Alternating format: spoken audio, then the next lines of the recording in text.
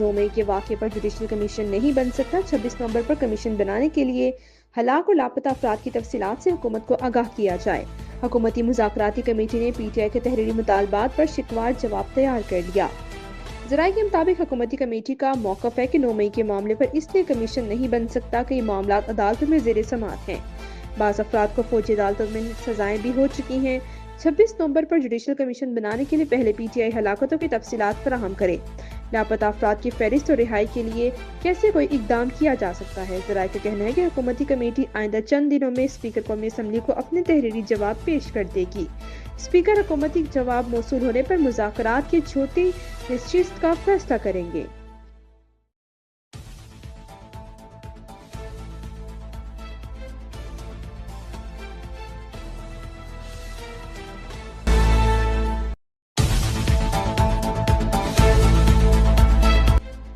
حکومت نے اگر 7 دن میں جوڈیشل کمیشن بنانے کا عندیہ نہ دیا تو مذاکرات کی چوتھی نشست نہیں ہو سکتی۔ Chairman P T I barrister Gohar نے خبردار کر دیا، کہا کہ بانی پی ٹی آئی نے کہا ہے کہ 7 دن میں کمیشن نہ بنا تو چوتھی میٹنگ نہیں ہوگی۔ اگر کمیشن نہیں بننے جا رہا تو مذاکرات تو کوئی فائدہ نہیں، تحمل اور برداشت کے ساتھ تحمل سے کام لینا ہوگا۔ عرفان صدیقی حکومتی مذاکراتی کمیٹی کے ترجمان ہیں۔ عرفان صدیقی کے لیے مناسب نہیں کہ مذاکرات کو تعطل کا شکار کرتے ہیں۔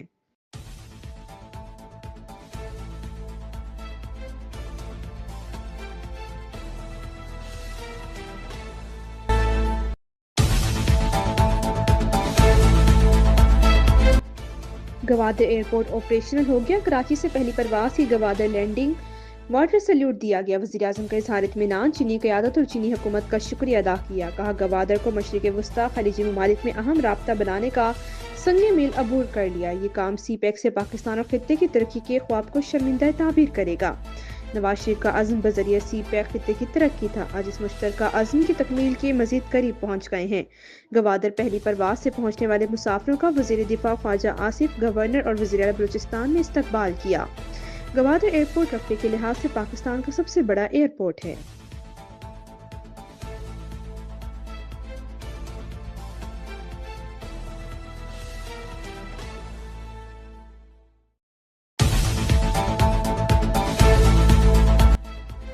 جس کے اپنے بچے باہر ہیں، اس نے دوسروں کے بچوں کو ورگلا کے 10 سال کے لیے جیل میں ڈلوا دیا۔ انہوں نے نوجوانوں کو دوسروں کی بیٹیوں پر بھرے جلسوں میں آوازیں کسنا سکھائے۔ وزیر اعلیٰ پنجاب مریم نواز نے نام لیے بغیر بانی پی ٹی آئی پر وار کر دیے۔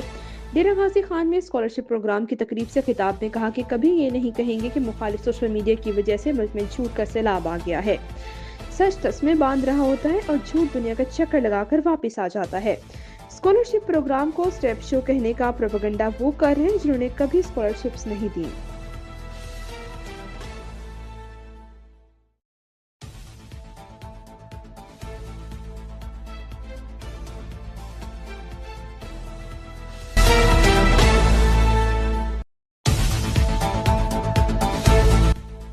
سپریم کورٹ نے عدالتی حکم کے باوجود کیس مقرر نہ کرنے پر جوڈیشل رجسٹرار نذر عباس کو توہین عدالت کا نوٹس جاری کر دیا۔ کل ذاتی حیثیت میں پیش ہو کر وضاحت دینے کا حکم۔ آئینی اور ریگولر بینچز کے اختیارات سے متعلق کیس کی سماعت کے دوران ڈپٹی رجسٹرار سپریم کورٹ نے بتایا کہ ججز کمیٹی نے کیس 27 دسمبر کو مقرر کرنے کا کہا، جس پر جسٹس منصور علی شاہ نے کہا کہ وہ ججز کمیٹی کے رکن ہیں مگر انہیں اجلاس کا پتہ ہی نہیں چلا۔ ججز کمیٹی کے پاس ایسا کوئی اختیار نہیں کہ وہ کیس نہ لگائیں۔ اس پر کہا گیا کہ ریسرچ افسر بتائے گا کہ کون سا کیس کہاں مقرر ہوگا۔ کمیٹی کے پاس کیس ٹرانسفر کا کوئی اختیار نہیں۔ 2 یا 3 ذہنوں کے مقابلے میں ایک چیف جسٹس کیسے بہتر ہو سکتا ہے؟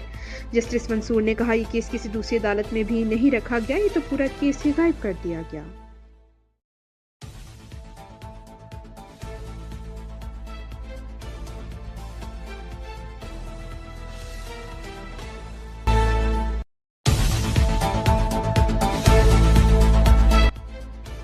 2025 میں حج کی تیاری میں کسی قسم کی لاپرواہی قبول نہیں، وزیر اعظم شہباز شریف کے حکام کو وارننگ۔ حج 2025 کی تیاریوں سے متعلق جائزہ اجلاس میں حجاج کرام کو ہر قسم کی معاونت اور سہولت یقینی بنانے کی ہدایت۔ کہا کہ حجاج کرام کو حج 2025 سے متعلق تربیت کی بہترین سہولتیں فراہم کی جائیں گی اور ان کی شفافیت اور میرٹ یقینی بنانے کی ہدایت کی گئی۔ حج کے انتخاب کے طریقہ کار، ذمہ داریاں اور دیگر انتظامات پر وزیر اعظم نے بریفنگ مانگ لی۔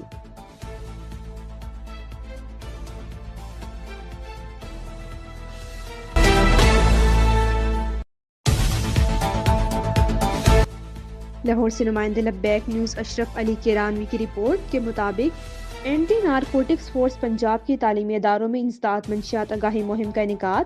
Anti narcotics force ANF Punjab نے تعلیمی اداروں میں جاری انسداد منشیات مہم کے سلسلے میں king Edward medical university Lahore میں ایک آگاہی سیشن کا انعقاد کیا۔ اس موقع پر Allama Iqbal medical college, university of South Asia, university of engineering and technology UET Lahore اور university of management and technology UMT کی اہم فیکلٹی ممبران اور طلباء بھی موجود تھے۔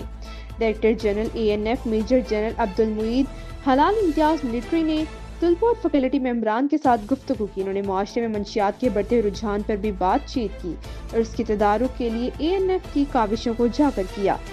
طلباء نے DG ANF کے ساتھ گفتگو میں گہری دلچسپی ظاہر کی اور متعدد سوالات کیے جن کے جامع اور مؤثر جوابات فراہم کیے گئے۔ مزید برآں طلباء فیکلٹی میں سے چند برانڈ ایمبیسڈرز بھی نامزد کیے گئے تاکہ اس پیغام کو وسیع پیمانے پر پھیلایا جا سکے اور منشیات سے پاک پاکستان کا مشن پورا کیا جا سکے۔